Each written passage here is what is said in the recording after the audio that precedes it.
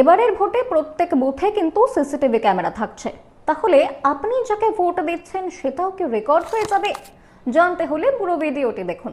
সুষ্ঠু এবং অবাধ নির্বাচনের লক্ষ্যে নির্বাচন কমিশন এবার প্রত্যেক বুথে ওয়েবকাস্টিং এর ব্যবস্থা করেছে।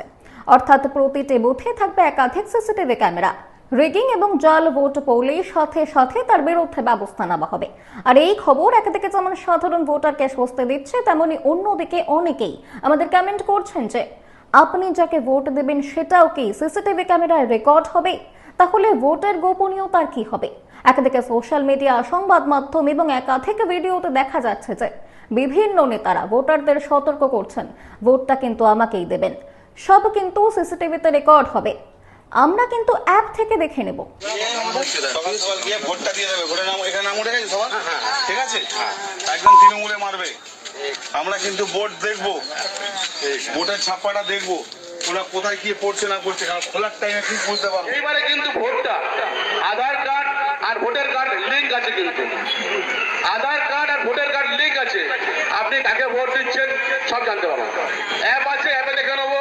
আর এইভাবে ভোটারদের প্রভাবিত করার অভিযোগ উঠছে রাজনৈতিক দলের নেতাদের বিরুদ্ধে। তবে সকল ভোটারদের উদ্দেশ্যে একটাই বলার যে প্রত্যেক বুথে ক্যামেরা তো অবশ্যই থাকবে, এটি একদমই ঠিক কথা। তেমনি ইভিএম মেশিন যেখানে থাকবে, অর্থাৎ যেখানে দাঁড়িয়ে আপনি গণতান্ত্রিক অধিকার প্রয়োগ করবেন, ভোট দেবেন, সেই জায়গাটি কেবিন করা থাকবে বা ঢাকা থাকবে। যেখানে ইভিএম মেশিন থাকবে কোনোভাবেই ক্যামেরায় তা দেখা যাবে না।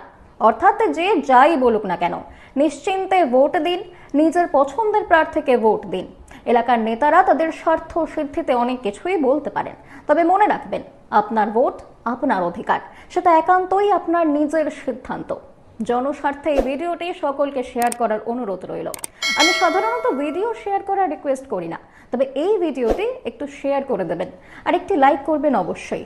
ধন্যবাদ সকলকে।